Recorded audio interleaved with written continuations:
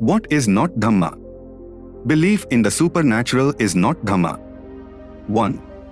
Whenever any phenomenon occurs, humanity is always wanting to know how it has happened, what is the cause of it. 2. Sometimes cause and the effect are so proximate and so close that it is not difficult to account for the occurrence of the event. 3. But oftentimes the effect is so far away from the cause for the effect is not accountable. Apparently there appears to be no cause for it. 4. Then the question arises, how has this event occurred? 5. The commonest answer is that the occurrence of the event is due to some supernatural cause which is often called a miracle. 6.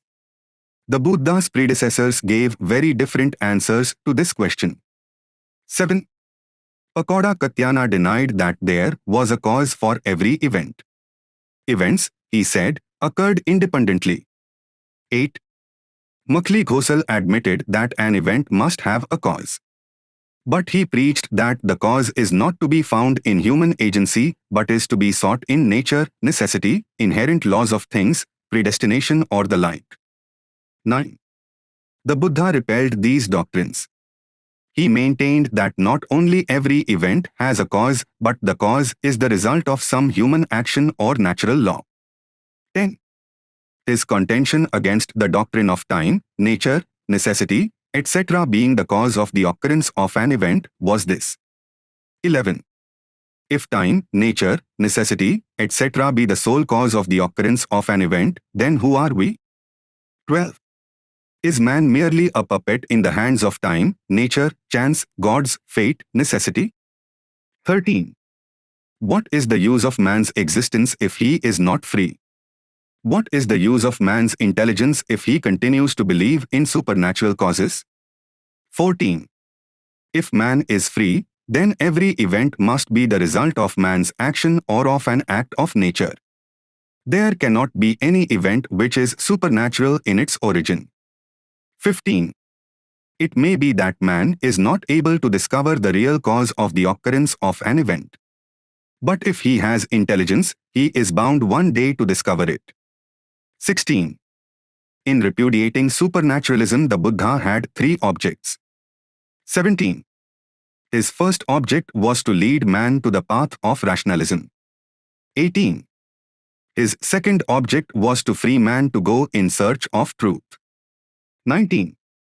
His third object was to remove the most potent source of superstition, the result of which is to kill the spirit of inquiry. 20. This is called the law of karma or causation. 21. This doctrine of karma and causation is the most central doctrine in Buddhism. It preaches rationalism, and Buddhism is nothing if not rationalism. 22. That is why worship of the supernatural is not Dhamma. 2. Belief in Ishvara, God, is not essentially part of Dhamma. 1. Who created the world is a common question. That the world was created by God is also a very common answer. 2. In the Brahmanic scheme, this God is called by a variety of names: Prajapati, Ishwar, Brahma or Mahabrahma. 3. To the question who this God is and how he came into being, there is no answer. 4. Those who believe in God describe him as a being who is omnipotent, i.e. all-powerful, omnipresent, i.e. he fills the whole universe, and omniscient, i.e. he knows everything. 5. There are also certain moral qualities which are attributed to God. God is said to be good, God is said to be just, and God is said to be all-loving. 6. The question is, did the blessed Lord accept God as the creator of the universe? 7. The answer is no. He did not. 8. There are various grounds why he rejected the doctrine of the existence of God. 9. Nobody has seen God. People only speak of God. 10. God is unknown and unseen. 11. Nobody can prove that God has created the world. The world has evolved and is not created. 12. What advantage can there be in believing in God? It is unprofitable. 13. The Buddha said that a religion based on God is based on speculation. 14.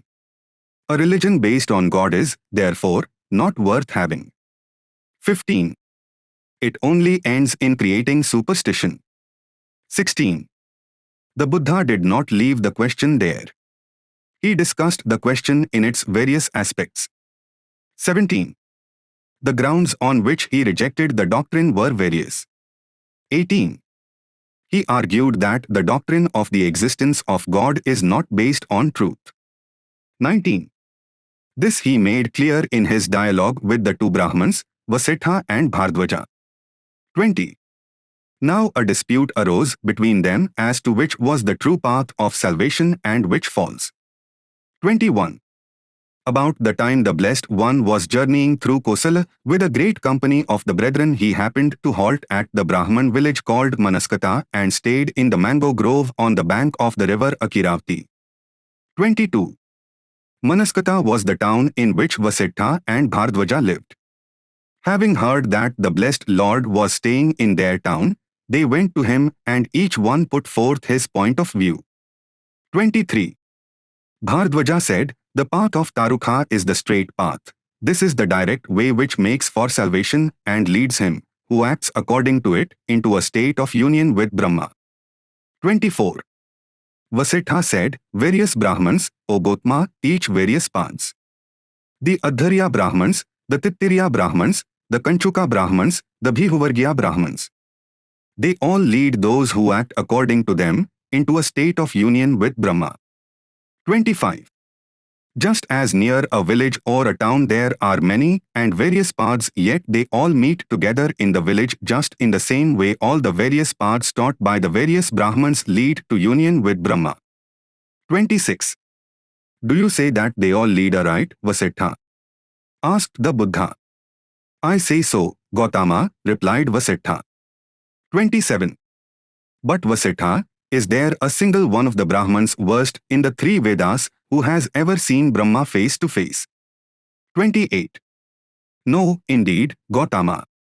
29. Is there a single one of the teachers of the Brahmanas versed in the three Vedas who has seen Brahma face to face? 30. No, indeed, Gautama. 31. Nobody has seen Brahma. There is no perceptual knowledge about Brahma. So it is, said Vasitha. How then can you believe that the assertion of the Brahmans that Brahma exists is based on truth? 32. Just, Vasitha, as when a string of blind men are clinging one to the other, neither can the foremost see nor can the middle one see nor can the hindmost see, just even so, methinks, Vasitha, is the talk of the Brahmans nothing but blind talk. The first sees not, the middle one sees not, nor can the latest one. The talk of these Brahmans turns out to be ridiculous, mere words, a vain and empty thing. 33. Is this not a case, Vasitha, of a man falling in love with a woman whom he has not seen? Yes, it is, replied Vasitha. 34. Now what think you, Vasitha? If people should ask you, well, good friend, this most beautiful woman in the land, whom you thus love and long for, who is she? Is she a noble lady, or a Brahman woman, or of the trader class, or a Shudra? 35.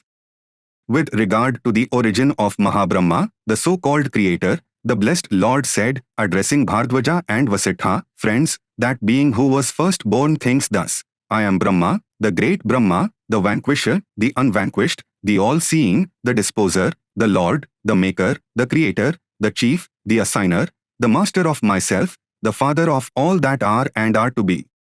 By me are these beings created. 36. This means that Brahma is the father of those that are and are to be. 37. You say that the worshipful Brahma, the vanquisher, the unvanquished, father of all that are and are to be, he by whom we were created, he is permanent, constant, eternal, unchanging, and he will remain so forever and ever. Then why are we who are created by that Brahma, have come hither, all impermanent, transient, unstable, short-lived, destined to pass away? 38. To this Vasitha had no answer. 39. His third argument had reference to the omnipotence of God. If God is omnipotent and is also the efficient cause of creation, then because of this man cannot have any desire to do anything, nor can there be any necessity to do anything, nor can he have the will to do anything or to put forth any effort. Man must remain a passive creature with no part to play in the affairs of the world. If this is so, why did Brahma create man at all? 40. To this also Vasettha had no answer. 41. His fourth argument was that if God is good, then why do men become murderers, thieves, unchaste, liars, slanderers, abusive babblers, covetous, malicious and perverse? The cause of this must be Ishvara. Is this possible with the existence of God who is good? 42. His fifth argument was related to God being omniscient, just and merciful. 43. If there is a supreme creator who is just and merciful, why then does so much injustice prevail in the world? Asked the blessed Lord.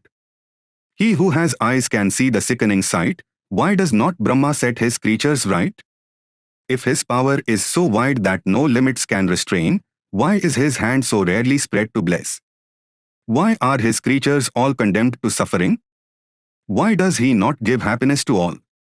Why do fraud, lies and ignorance prevail? Why does falsehood triumph over truth? Why does truth and justice fail? I count your Brahma as one of the most unjust, who made a world only to shelter wrong. 44. If there exists some Lord all-powerful to fulfill in every creature, bliss or woe, and action, good or ill, then that Lord is stained with sin. Either man does not work his will or God is not just and good or God is blind. 45. His next argument against the doctrine of God was that the discussion of this question about the existence of God was unprofitable. 46. According to him, the center of religion lay not in the relation of man to God. It lay in the relation between man and man. The purpose of religion is to teach man how he should behave towards other men so that all may be happy. 47. There was also another reason why the blessed Lord was against belief in the existence of God. 48. He was against religious rites, ceremonies, and observances. He was against them because they were the home of superstition, and superstition was the enemy of samadhi, the most important element in his Ashtangamarg. 49. To the blessed Lord, belief in God was the most dangerous thing. For belief in God gave rise to belief in the efficacy of worship and prayer, and the efficacy of worship and prayer gave rise to the office of the priest, and the priest was the evil genius who created all superstition and thereby destroyed the growth of samadhi. 50. Of these arguments against belief in the existence of God, some were practical but the majority of them theological. The blessed Lord knew that they were not fatal to the belief in the existence of God. 51. It must not, however, be supposed that he had no argument which was fatal. There was one which he advanced, which is beyond doubt fatal to belief in God. This is contained in his doctrine of Patit Samutpad, which is described as the doctrine of dependent origination. 52. According to this doctrine, the question whether God exists or does not exist is not the main question. Nor is the question whether God created the universe the real question. The real question is how did the Creator create the world? The justification for the belief in God is a conclusion which follows from our answer to the question how was the world created. 53. The important question is, did God create something out of nothing or did he create something out of something? 54. It is impossible to believe that something could have been created out of nothing. 55. If the so-called God has created something out of something, then that something out of which something new was created has been in existence before he created anything. God cannot therefore be called the creator of that something which has existed before him. 56. If something has been created by somebody out of something before God created anything, then God cannot be said to be the creator or the first cause. 57. Such was his last but incontrovertible argument against belief in the existence of God. 58. Being false in premises, belief in God as the creator of the universe is not Dhamma. It is only belief in falsehood. Dhamma based on union with Brahma is a false Dhamma. 1. When the Buddha was preaching his religion, there was current a doctrine called Vedantism. 2. The tenets of this doctrine are few and simple. 3.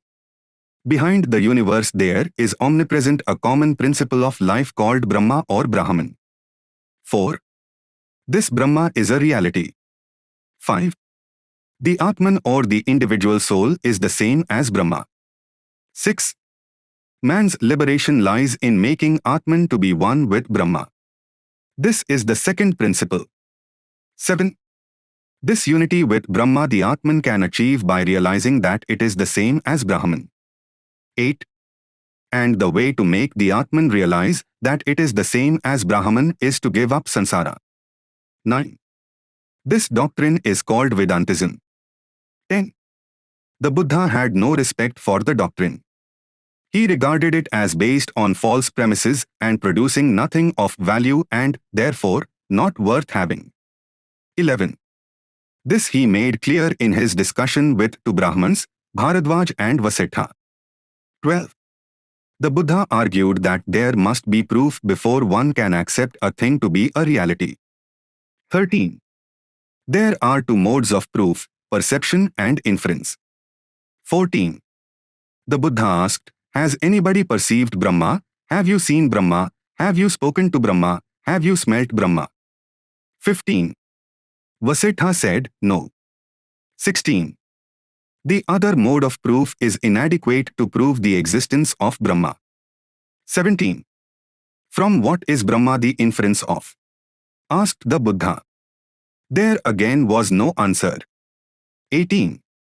There are others who argue that a thing exists although it is invisible. So they say that Brahma exists although it is invisible. 19. In this bold statement it is an impossible position. 20. But for argument's sake let it be granted that a thing exists although it is invisible. 21. The best illustration of it is electricity. It exists although it is invisible. 22. This argument is not enough. 23. An invisible thing must show itself in some other form that is visible. Then alone it can be called real. 24. But if an invisible thing does not show itself in any visible form, then it is not a reality. 25. We accept reality of electricity although it is invisible because of the results it produces. 26. Electricity produces light. From light we accept the reality of electricity although it is invisible. 27.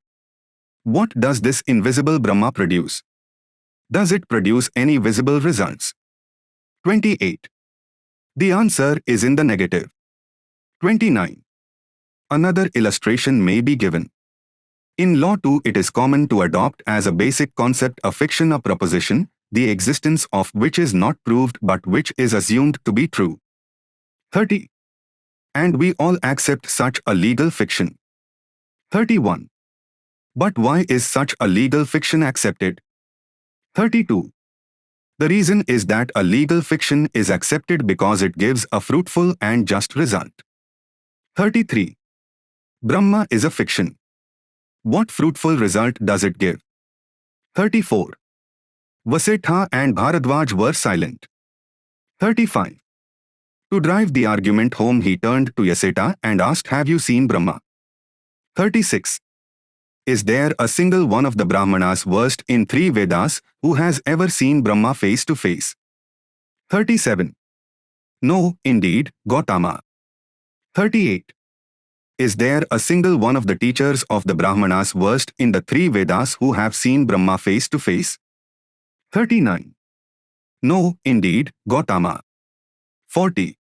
Is there, Vasitha, a single one of the Brahmanas up to the 7th generation who has seen Brahma face to face? 41. No, indeed, Gautama. 42. Well then, Vasitha, did the ancient rishis of the Brahmanas, did even they speak thus, saying, we know it, we have seen it, where Brahma is, whither Brahma is? 43. Not so, Gautama. 44. The Buddha continued his questioning of the two Brahman boys and said, 45. Now what think you, Vasitha? Does it not follow, this being so, that the talk of the Brahmanas about union with Brahma turns out to be foolish talk? 46. Just, Vasitha, as when a string of blind men are clinging one to the other, neither can the foremost see, nor can the middle one see, nor can the hindmost see, just even so, methinks, Vasitha, is the talk of the Brahmanas all but blind talk. The first sees not, the middle one sees not, nor can the last one. The talk of these Brahmanas turns out to be ridiculous, mere words, a vain and empty thing. 47. Just, Vasitha, as if a man should say, how I long for, how I love the most beautiful woman in this land. 48. And people should ask him, well, good friend, this most beautiful woman in the land, whom you thus love and long for, do you know whether that beautiful woman is a noble lady or a Brahman woman, or of the trader class, or a Shudra? 49. But when so asked, he would answer, no. 50. And when people should ask him, well, good friend, this most beautiful woman in all the land, whom you love and long for, do you know what the name of that most beautiful woman is, or what her family name, whether she be tall or short or of medium height, dark or brunette or golden in color, or in what village or town or city she dwells? But when so asked, he would answer, no. 51. Now what think you, Vasitha? Would it not turn out, that being so, that the talk of that man was foolish talk? 52. In sooth, Gautama, that would be so, said the two Brahmans. 53. So Brahma is not real, and any religion based upon it is useless. 4. Belief in soul is not Dhamma. 1. The Buddha said that religion based on soul is based on speculation. 2. Nobody has seen the soul or has conversed with the soul. 3. The soul is unknown and unseen. 4. The thing that exists is not the soul but the mind. Mind is different from the soul. 5. Belief in soul, he said, is unprofitable. 6. A religion based on soul is therefore not worth having. 7. It only ends in creating superstition. 8. The Buddha did not leave the question there. He discussed it in all its aspects. 9. Belief in the existence of soul is as common as the belief in the existence of God. 10. Belief in the existence of soul was also a part of the Brahmanic religion. 11. In the Brahmanic religion, the soul is called Atma or Atman. 12. In the Brahmanic religion, Atman is the name given to an entity which was held to be abiding separate from the body, but living inside the body, constantly existing from the moment of his birth. 13. Belief in the soul included other beliefs connected with it. 14. The soul does not die with the body. It takes birth in another body when it comes into being. 15. The body serves as an external clothing for the soul. 16. Did the Buddha believe in the soul? No. He did not. His doctrine about the soul is called anatta, no soul. 17. Given a disembodied soul, various questions arise. What is the soul? Where did it come from? What becomes of it on the death of the body? Where does it go? In what form does it exist hereafter? How long does it remain there? These questions the Buddha tried to argue out with the upholders of the doctrine of the soul. 18. He first tried to show how vague was the idea about the soul by his usual method of cross-examination. 19. He asked those who believed in the existence of the soul what the soul was like in size and in shape. 20. To Ananda he said the declarations concerning the soul are abounding.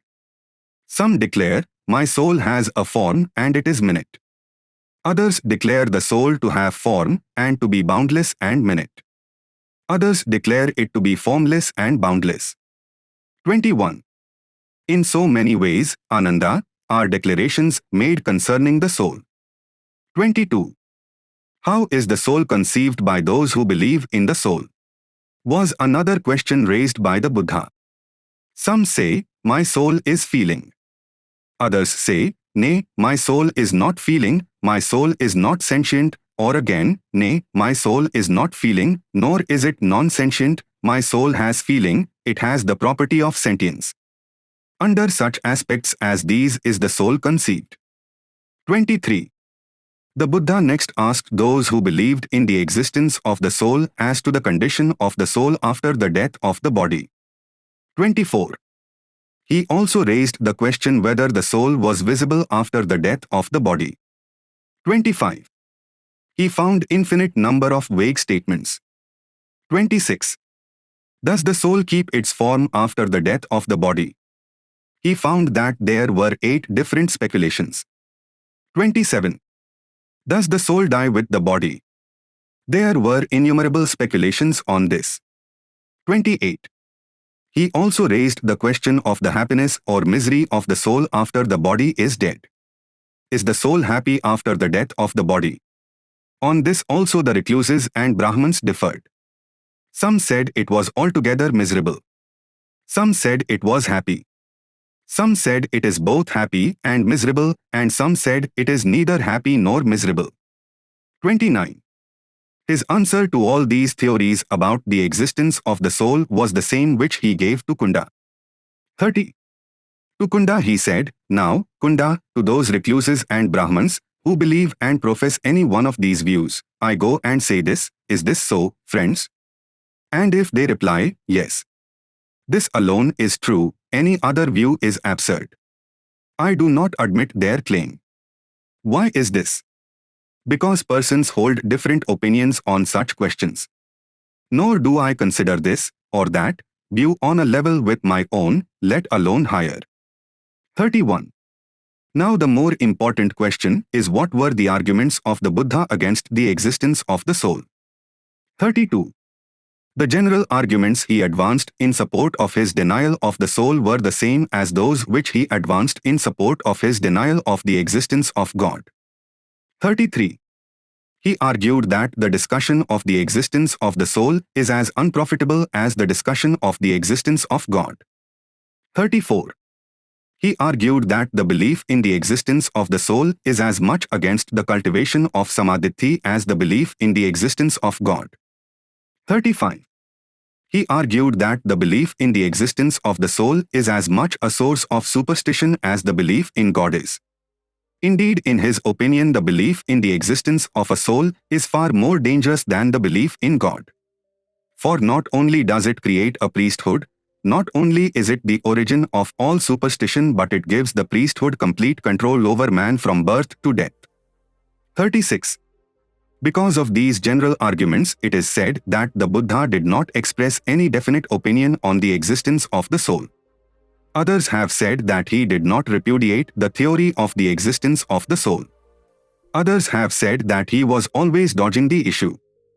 37. These statements are quite incorrect.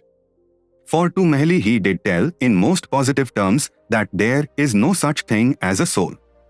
That is why his theory of the soul is called anatta, i.e. non-soul. 38.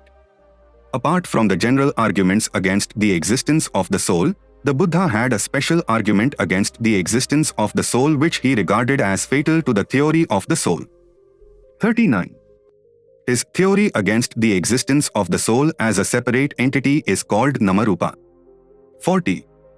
The theory is the result of the application of the Vibhaja test, of sharp, rigorous analysis of the constituent elements of sentient being, otherwise called human personality. 41. Namarupa is a collective name for a sentient being.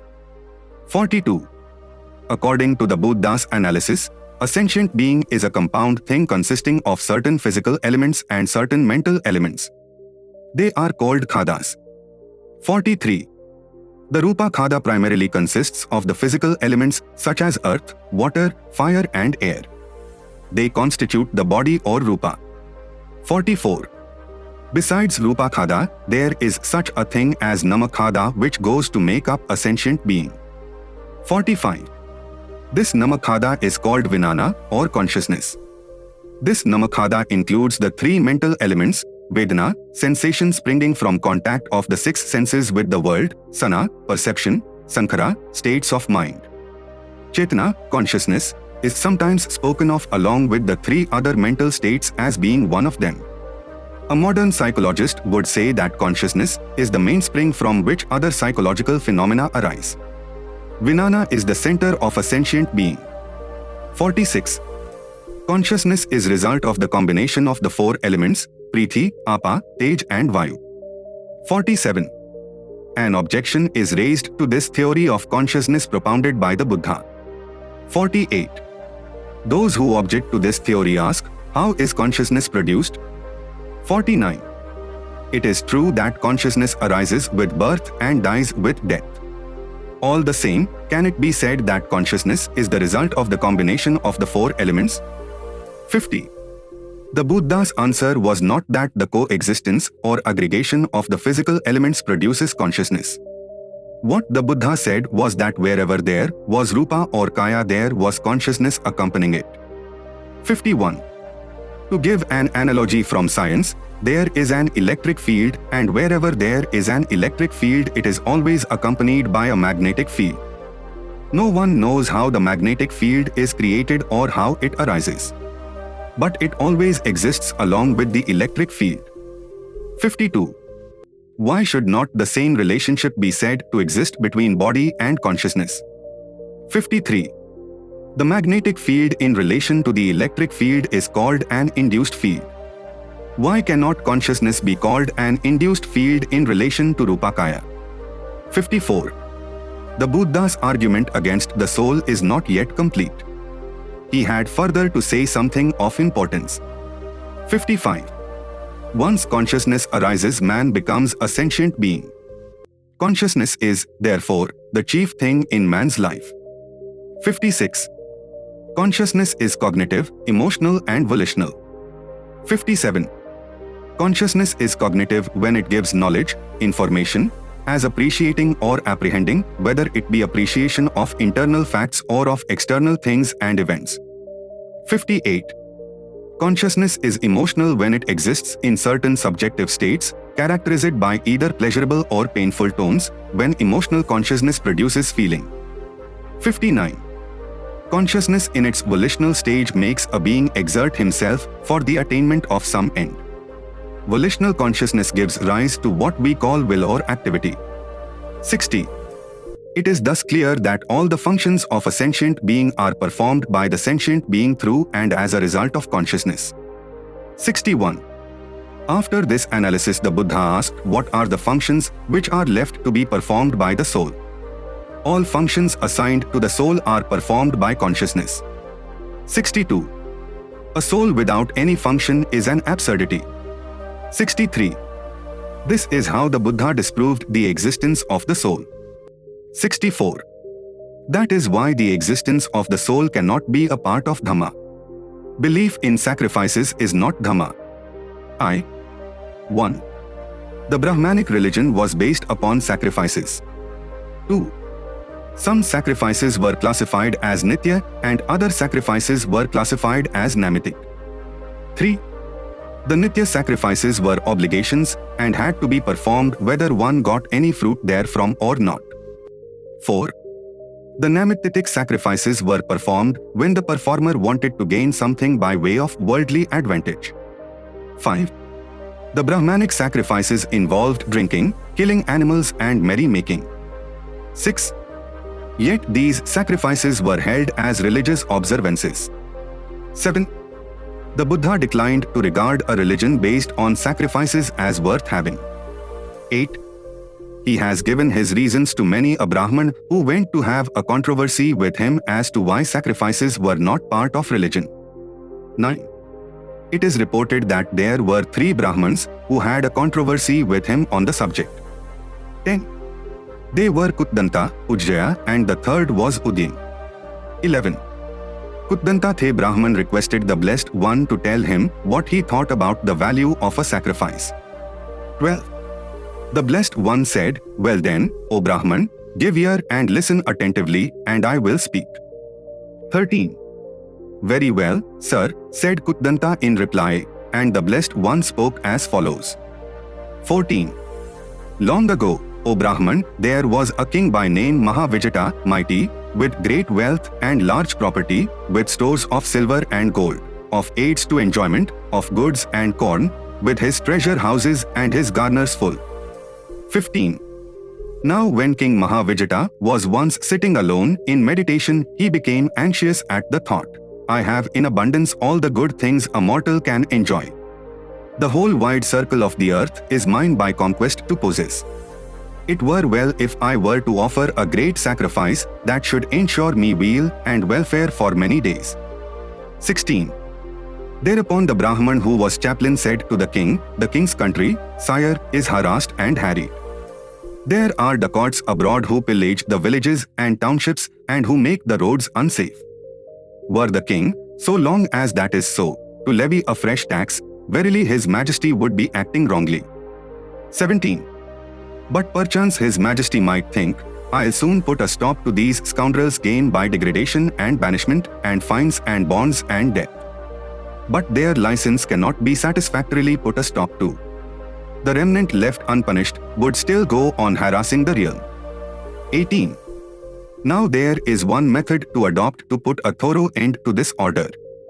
Whosoever there be in the king's realm who devote themselves to keeping cattle and the farm, to them let his majesty the king give food and seed corn. Whosoever there be in the king's realm who devote themselves to trade, to them let his majesty the king give capital. Whosoever there be in the king's realm who devote themselves to government service, to them let his majesty the king give wages and food. 19. Then those men, following each his own business, will no longer harass the realm, the king's revenue will go up, the country will be quiet and at peace, and the populace, pleased one with another and happy, dancing their children in their arms, will dwell with open doors without fear. 20. Then King Mahavijata, O Brahman, accepted the word of his chaplain and did as he had said. And those men, following each his business, harassed the realm no more. And the king's revenue went up. And the country became quiet and at peace. And the populace, pleased one with another and happy, dancing their children in their arms, dwelt with open doors. 21. When peace and order was restored, King Mahavijata had his chaplain called again and said, "The disorder is at an end. The country is at peace. I want to offer that great sacrifice. Let the Venerable One instruct me how for my weal and my welfare for many days." 22. The chaplain, replying to the king, said, "Be it so. Let His Majesty the King send invitations to those in the town and the country in his realm who are Kshatriyas, vassals of his, who are ministers and officials of his, or who are Brahmans of position, or who are householders of substance, saying, 'I intend to offer a great sacrifice. Let the Venerable Ones give their sanction to what will be to me for weal and welfare for many days.' 23. Then the king, O Brahman Kutdanta, accepted the word of his chaplain and did as he had said. And they each Kshatriya and ministers and Brahmans and householders made a like reply, 'Let His Majesty the King celebrate the sacrifice. The time is suitable, O King.' 24. King Vijita was wise and gifted in many ways. And his chaplain was equally wise and gifted. 25. The chaplain, O Brahman, before the sacrifice had begun, explained to the king what it would involve. 26. Should His Majesty the King, before starting on the great sacrifice or whilst he is offering the great sacrifice, or when the great sacrifice has been offered, feel any such regret as, 'Great alas, has been the portion of my wealth used up herein,' let not the king harbor such regret. 27. And further, O Brahman, the chaplain, before the sacrifice had begun, in order to prevent any compunction that might afterwards arise as regards those who had taken part therein, said, 'Now there will come to your sacrifice, sire, men who destroy the life of living things, and men who refrain therefrom, men who take what has not been given, and men who refrain therefrom, men who act evilly in respect of lusts, and men who refrain therefrom, men who speak lies, and men who do not, men who slander, and men who do not, men who speak rudely, and men who do not, men who chatter vain things, and men who refrain therefrom, men who covet, and men who covet not, men who harbor ill will, and men who harbor it not, men whose views are wrong, and men whose views are right.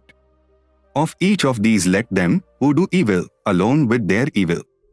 For them who do well let your majesty offer, for them, sire, arrange the rites, them let the king gratify, in them shall your heart within find peace. 28.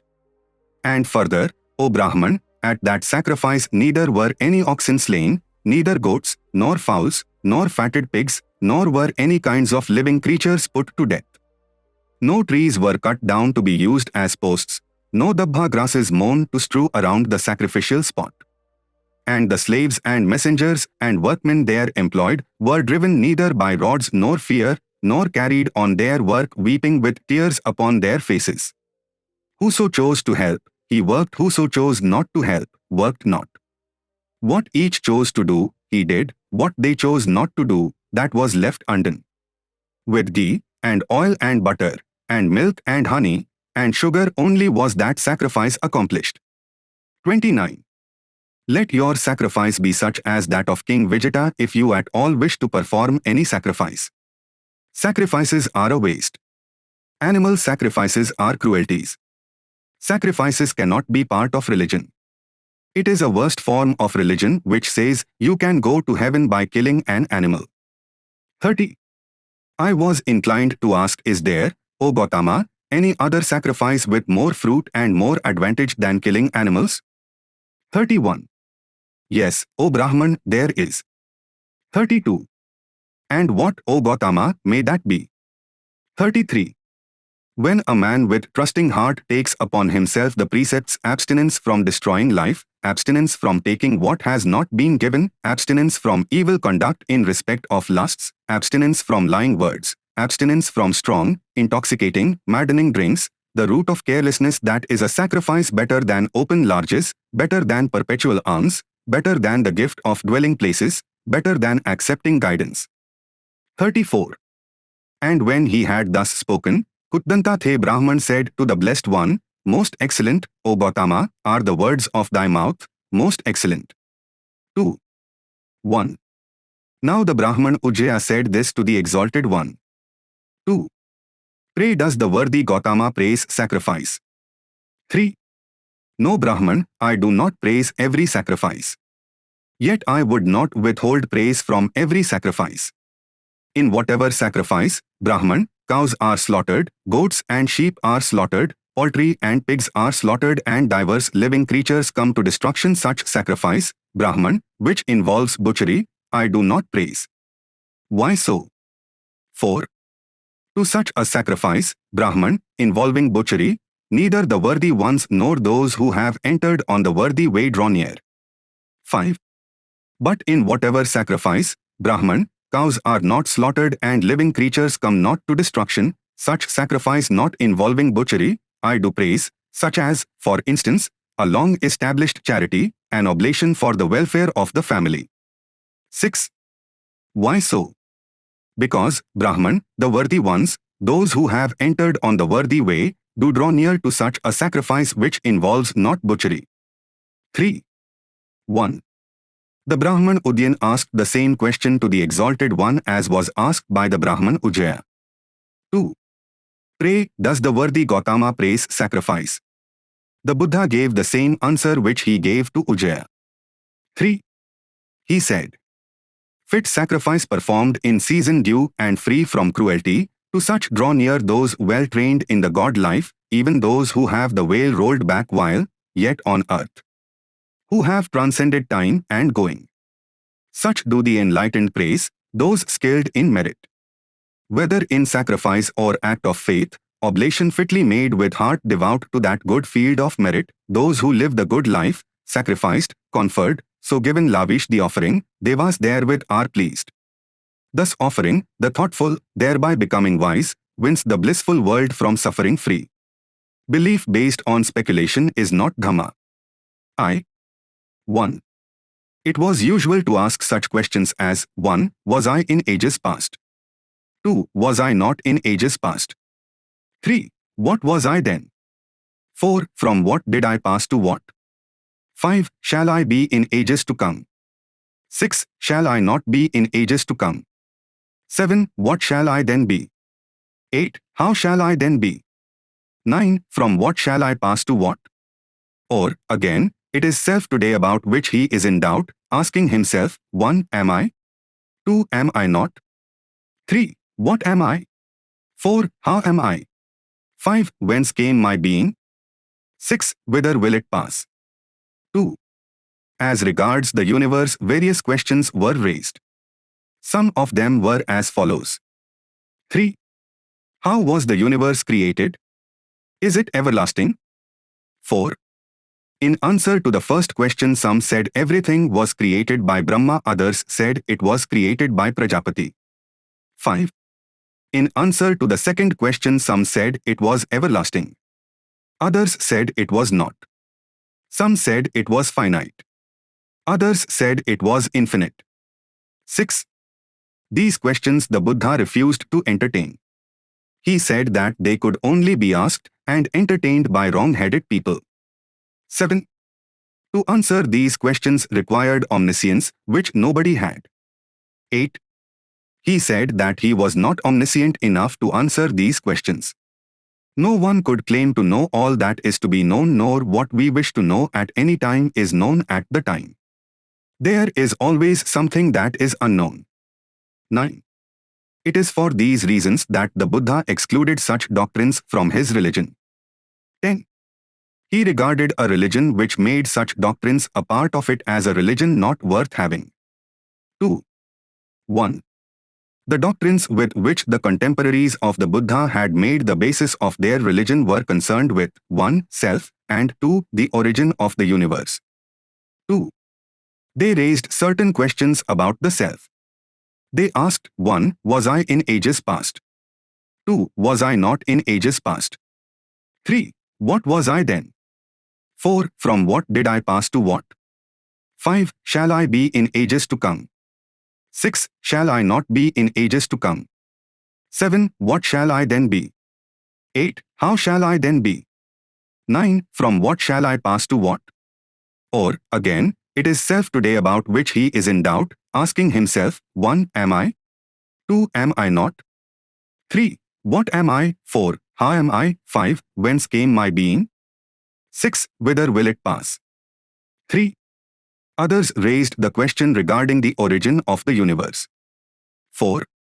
Some said it was created by Brahma. 5. Others said it was created by Prajapati sacrificing himself. 6. Other teachers had other questions to raise. The world is everlasting, the world is not everlasting, the world is finite, the world is infinite, the body is the life, Jiva, the body is the one thing and the life another, truth finder exists after death, a truth finder does not exist after death, he both exists and does not exist after death, he neither exists nor does not exist after death. 7. These were questions which the Buddha said could be asked by wrong-headed persons. 8. There were 3 reasons why the Buddha condemned these religious theories. 9. In the first place, there was no reason to make them part of religion. 10. In the second place, to answer these questions required omniscience which nobody had. He emphasized this in his addresses. 11. He said that at one and the same time, no one can know and see everything. Knowledge is never final. There is always something more to be known. 12. The third argument against these theories was that they were merely speculative. They are not verified nor are they verifiable.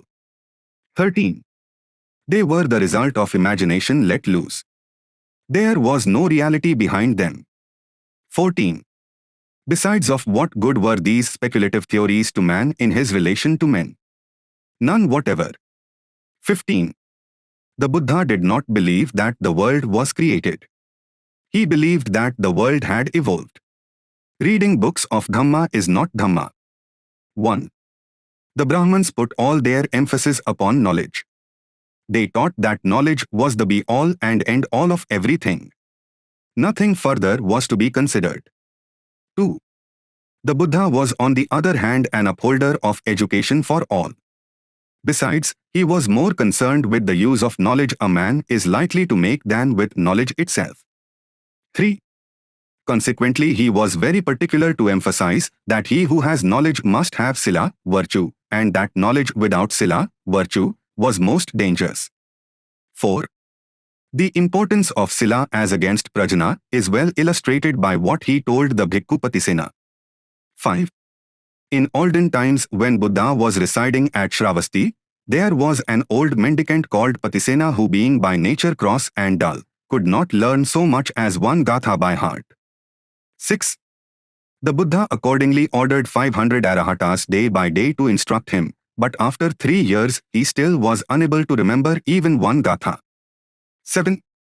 Then all the peoples of the country, the 4 orders of people, knowing his ignorance, began to ridicule him, on which the Buddha, pitying his case, called him to his side and gently repeated the following stanza: He who guards his mouth and restrains his thoughts, he who offends not with his body, the man who acts thus shall obtain deliverance. 8.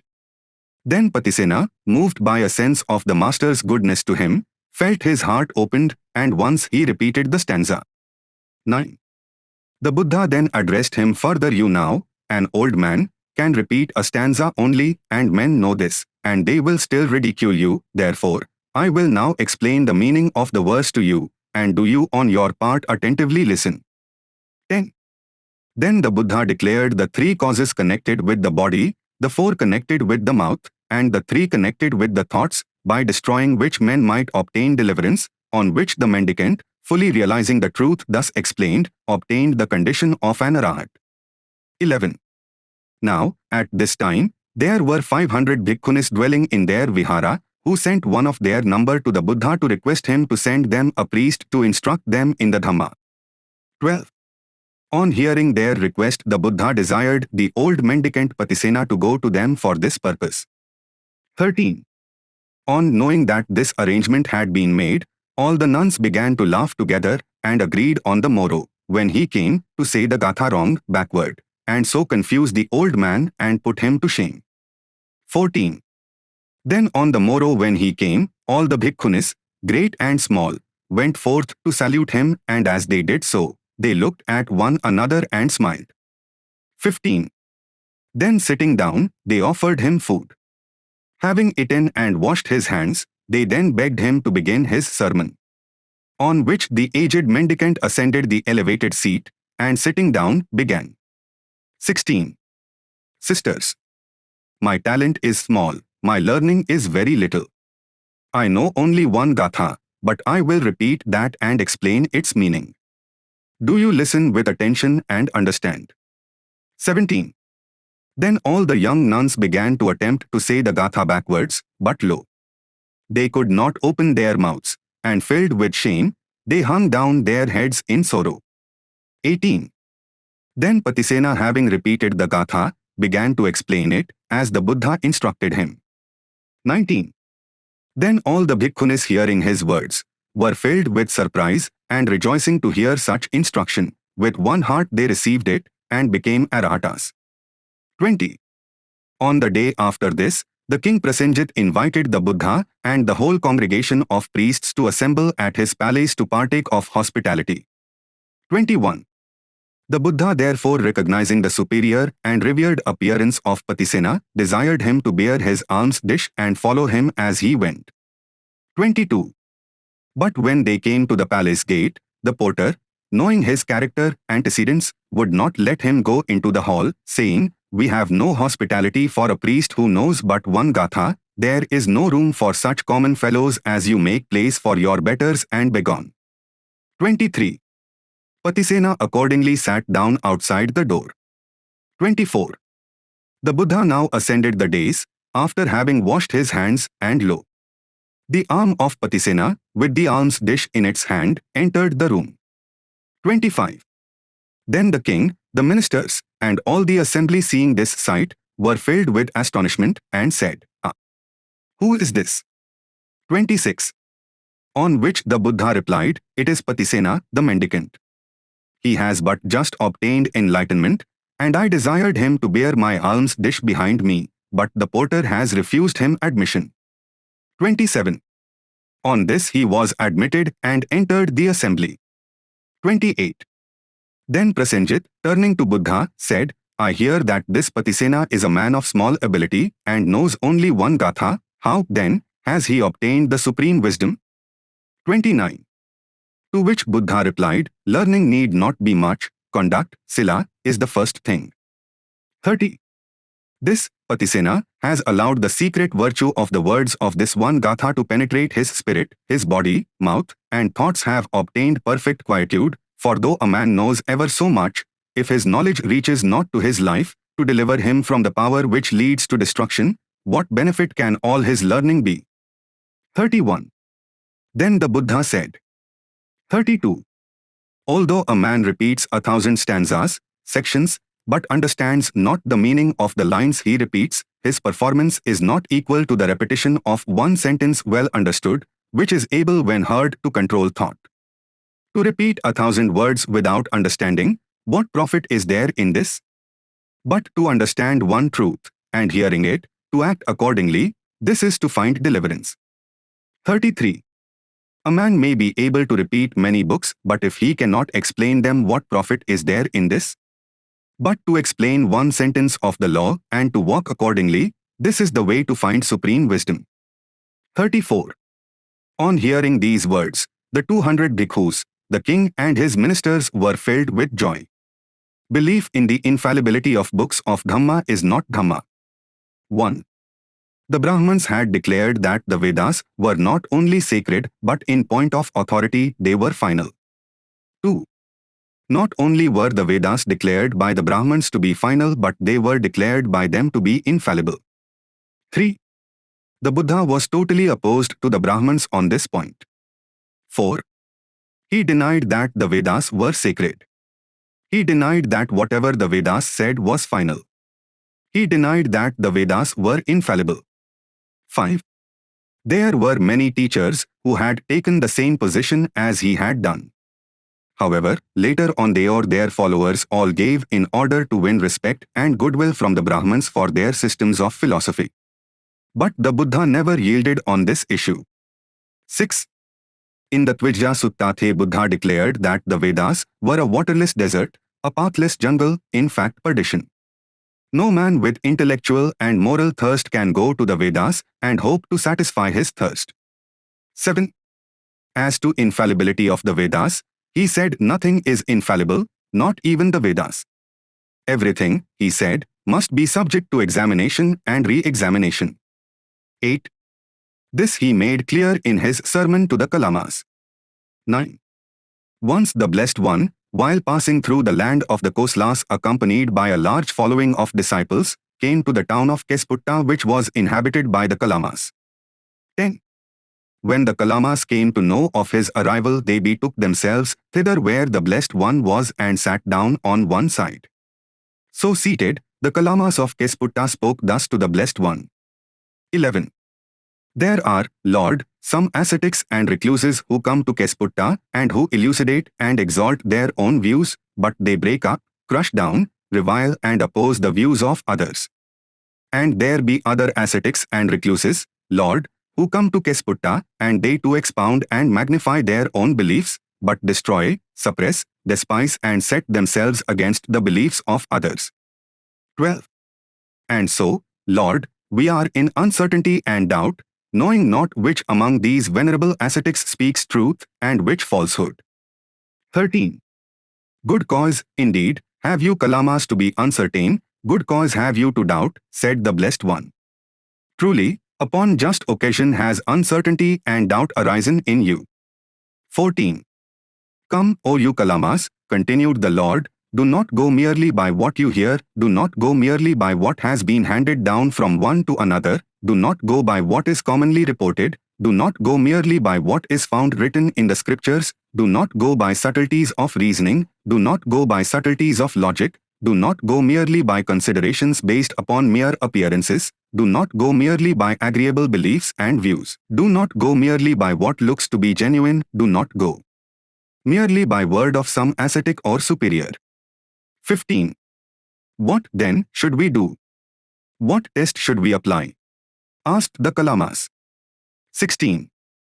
The tests are these, replied the Blessed One. Ask yourselves, do we know whether these things are insalutary, these things are blameworthy, these things are reprehended by the wise, these things being done or attempted lead to ill-being and to suffering? 17. Kalamas, you should go further and ask whether the doctrine taught promotes craving, hatred, delusion, and violence. 18. This is not enough, Kalamas, you should go further and see whether the doctrine is not likely to make a man captive of his passions, and is not likely to lead him to kill living creatures, take what has not been given to him, go after another's wife, utter falsehood, and cause others to practice like deeds. 19. And finally you should ask whether all this does not tend to his ill-being and suffering. 20. Now, Kalamas, what think you? 21. Do these things tend to man's ill-being or well-being? 22. To his ill-being, Lord, replied the Kalamas. 23. What think you, Kalamas, are these things salutary or insalutary? 24. They are insalutary, Lord. 25. Are these things blameworthy? 26. Blameworthy, Lord, replied the Kalamas. 27. Reprehended by the wise or approved by the wise? 28. Reprehended by the wise, replied the Kalamas. 29. Being done or attempted, do they lead to ill-being and to suffering? 30. Done or attempted, Lord, they lead to ill-being and to suffering. 31. A scripture which teaches this cannot be accepted as final or infallible? 32. No, Lord, said the Kalamas. 33. But this, O Kalamas, is just what I have said. What I have said is, do not go merely by what you hear, do not go merely by what has been handed down from one to another, do not go merely by subtleties of reasoning, do not go by subtleties of logic, do not go by considerations based upon mere appearances, do not go merely by agreeable beliefs and views, do not go merely by the word of some ascetic or superior. 34. Only when of yourselves you indeed know, these things are insalutary, these things are blameworthy, these things are reprehended by the wise, these things being done or attempted lead to ill-being and to suffering, then, Kalamas, you should put them away. 35. Wonderful, Lord, most wonderful. We go to Lord, the Blessed One, for refuge, and to His teachings. As followers, Lord, may the Blessed One accept us. From this day henceforth, long as life shall last, we take our refuge in you. 36. The substance of the argument is plain. Before you accept anybody's teachings as authoritative, do not go by the fact that it is contained in the scriptures, do not go by the subtleties of logic, do not go by considerations based upon mere appearances, do not go merely by the fact that beliefs and views preached are agreeable, do not go merely because they look to be genuine, do not go merely by the fact that the beliefs and views are those of some ascetic or superior. 37. But consider whether the beliefs and views sought to be inculcated are salutary or insalutary, blameworthy or blameless, lead to well-being or ill-being. 38. It is only on these grounds that one can accept the teachings of anybody.